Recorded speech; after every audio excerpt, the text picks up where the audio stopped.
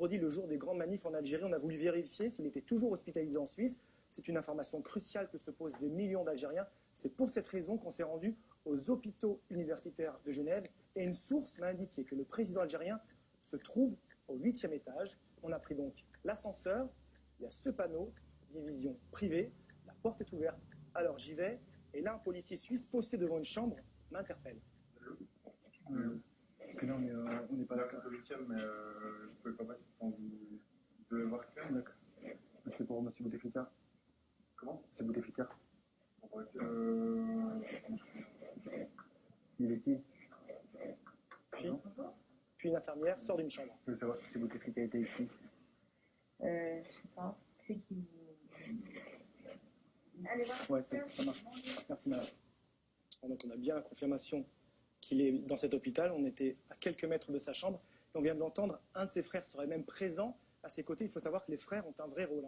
Ils sont aux manettes du pays depuis que le grand frère est souffrant. Petite présentation. Il y a Saïd Bouteflika, que certains surnomment le vrai président, et Nasser Bouteflika, le plus jeune, qui joue un rôle de Sherpa, de conseiller de l'ombre. On retourne à l'hôpital et en déambulant, image incroyable, je tombe sur Nasser Bouteflika. Voilà, on va le voir, il est toujours aux côtés de son frère, ici en 2014 lors de la dernière présidentielle, plus récemment en 2017, encore aux côtés du président. Et je tente de l'interpeller, mais le frère s'engouffre dans une des chambres. Monsieur Nasser? Monsieur Nasser? Vous voulez voir Monsieur Bouteflika? Non, je pense pas, non. Monsieur Nasser? Je vais juste vous demander de retourner là-bas. Journaliste, ici c'est fermé. comme c'était Monsieur Nasser Bouteflika. Peu importe.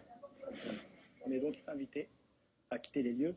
Et tout à l'heure, dans l'après-midi, il y avait toujours des policiers, selon nos infos au 8e, ce qui laisserait penser que le président sortant n'est toujours pas retourné en Algérie, là où il est pourtant censé faire campagne depuis hier minuit.